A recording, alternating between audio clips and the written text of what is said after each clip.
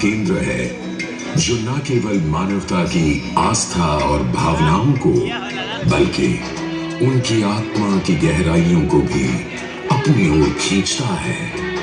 महाकुंभ क्या है वह शक्ति जो हम सबको एक सूत्र में बांधती है? उत्तर है गंगा।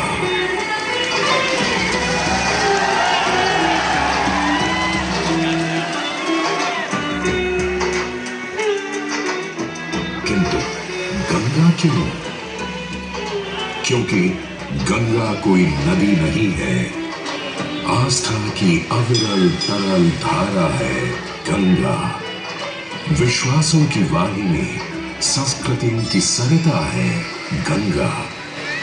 और इस स्थान पर, इस प्रयागों के राज में श्वेत रंगा गंगा का संगम होता है अपनी दो बहनों श्यामल वर्ण यमुना और अदृश्य सरस्वती से।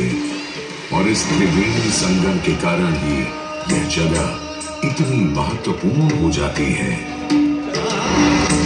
गंगा के उद्गम के बारे में जो पौराणिक कथा प्रचलित है वो बड़ी ही रोचक और मनमोहक है। तो आइए क्यों न आज हम आपको गंगा अवतरण की कहानी सुनाएं, दिखाएं। गाने का राजा बलि पर करता था दम, पूरी पृथ्वी पर फैला था उसका ही आतंक। उसके आतंक को रोकने विष्णु ने धरा एक रूप, 52 अंगुल का बौना बनकर पहुंचे जहां था भूत। सारे दरबारी बौने ब्राह्मण पर हंसे, पर बलि ने जब उसे दान मांगने को कहा तो उसने कुटिया बनाने को केवल 3 पग भूमि मांगी। पर जब बौने ब्राह्मण ने भूमि नापनी शुरू की तो जैसे भूचाल आ गया। वामन ने पहले पग में पूरी धरती नाप ली और अगले कदम से स्वर्ग।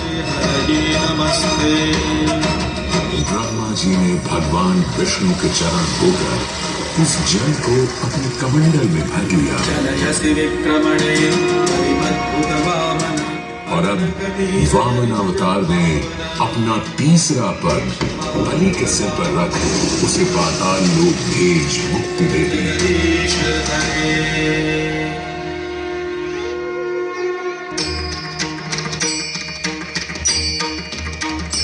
अब स्वर्ग लोक में भगवान ब्रह्मा जी ने जब चरणामृत में हाथ डाला तो वहीं से निकल आई चंचल निर्मल धवल गंगा जी। पवित्रा किंतु चंचला, आज से तू मेरी पुत्री और नाम तेरा गंगा।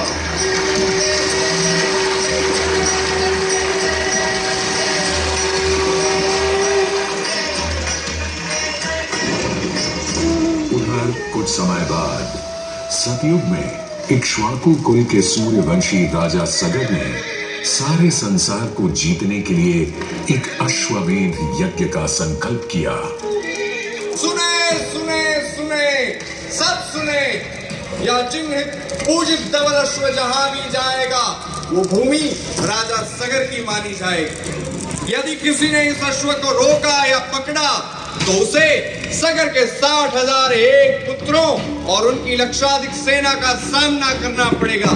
सुने सुने भूलोक में सगर का शुद्ध अजेय अपराजेय बढ़ता जा रहा था और स्वर्ग लोक में बढ़ती जा रही थी देवेंद्र इंद्र की दुविधा। डरकर वो अश्व को रोकने की युक्ति लगाने लगे। इंद्र ने राजा सगर के उस घोड़े को चुरा लिया और छल से महर्षि कपिल के आश्रम में बांध दिया।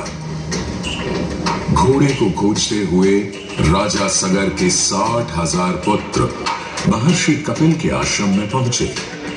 वहां घोड़े को बंधा हुआ देख क्रोधित पुत्रों ने कपिल मुनि को घोड़ा चोर समझा और उन्हें अपशब्द कहने लगे। वाचाल कुमारों, यदि कपिल ऋषि ने खोली आंख तो तपस की योगाग्नि से जलकर तुम सब हो जाओगे राख।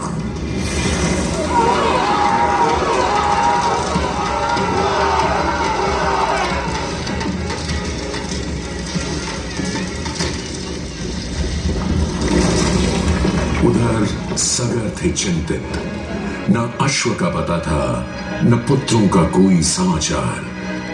पिता का दुख देख पुत्र अंशुमन चल पड़े खोज पर। जब महर्षि कपिल के आश्रम पहुंचे तो देखा अश्व को और साथ ही अपने 60,000 भाइयों की भस्म को। महर्षि से की क्षमा याचना और पूछा तर्पण का उपाय। तुम्हारे भाई थे घमंडी, अविवेकी और अभिमानी। भस्म कर दिया उन्हें मैंने, जो उन्होंने मेरी नहीं मानी। गंगा जल, केवल गंगा जल ही दे सकता है मुक्ति उन्हें, जो भस्म हुए तुम्हारे परिजन। अंशुमन को अपने भाइयों के तर्पण के लिए गंगा को लाने का बहुत मन था, किंतु किसी को राजधर्म भी तो निभाना था और राज भी चलाना था।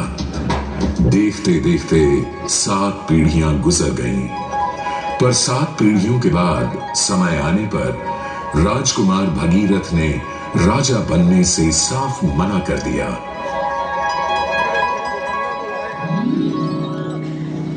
क्षमा कीजिए, क्या ये आवश्यक है कि राजा का बेटा ही राजा बने?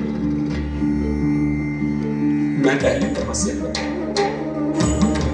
और फिर ब्रह्मा से गंगा को मांग कर पृथ्वी पर ले आऊं और फिर उनके पावन पवित्र जल से अपने 60,000 पूर्वजों का तर्पण करूं। पर दिन वर्ष बदले, ऋतुओं की हवा बदली, नदियों के किनारे बदले, किंतु नहीं बदला भगीरथ का संकल्प। गंगा उतरा।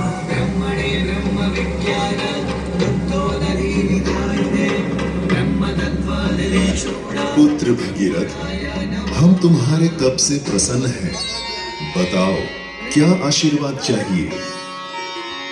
हे भगवान, मेरे पूर्वज के तर्पण के लिए मुझे आपकी पुत्री गंगा चाहिए। तथास्तु, किंतु यदि गंगा स्वर्ग से सीधे धरती पर गिरी तो पृथ्वी को चीरते हुए गंगा सीधे पाताल में पहुंच जाएगी। इसलिए तुम भगवान शिव शंकर को मनाओ ताकि गंगा जब स्वर्ग से नीचे उतरे तो वो उसे अपनी जटा में थाम ले। अब भगीरथ ने एक अंगूठे पर खड़े होकर भगवान शंकर को मनाने के लिए शिव शंकर का जाप शुरू कर दिया। जय मन भावन जय पतित पावन शोभित शावन शिव शंभो, विपद विहारम अधम उदाहरण सत्य सनातन शिव शंभो।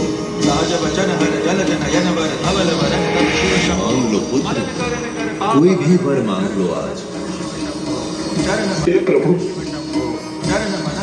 जब गंगा स्वर्ग से धरती पर गिरे तब आप बीच में उन्हें अपनी जटाओं में साध ले, नहीं तो पूरी पृथ्वी नष्ट हो जाएगी। बस इतनी सी बात? ठीक है, ब्रह्मदेव से कहो शिव तैयार है, आने दो गंगा को, आने दो। जय शिव शंकर जय करुणाकर जय जय जय जयकार हरे, जय कैलाशी जय अविनाशी सुख राशि सुख सागर, जय शशि शेखर जय करुणधर, जय जय जय मालान हरे, जय त्रिपुरारी जय मदहारी, अमित अनंत अपार हरे, जय जय भगवत नाम निराकार साकार हरे, पार्वती पति हर हर शंभो आदि बादि आकार। जय रामेश्वर जय नागेश्वर वैद्यनाथ के नार हरे, मल्लिकार्जुन सोमनाथ जय महाकाल ओंकार हरे, देवकेश्वर जय विश्वेश्वर जीवेश्वर जगतार हरे, काशीपति श्री विश्वनाथ जय भूतनाथ जय मृत्युंजय अधिकार हरे, जय शिव शंकर जय करुणाकर। और यूं गंगा ने भगीरथ के साथ गंगा सागर जाकर सगर के पुत्रों का उद्धार किया।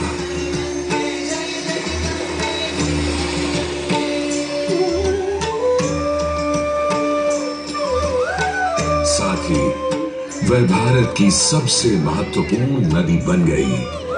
जिसका भारत के जीवन में धार्मिक, आर्थिक, सामाजिक, ऐतिहासिक अभिदान अनंत है।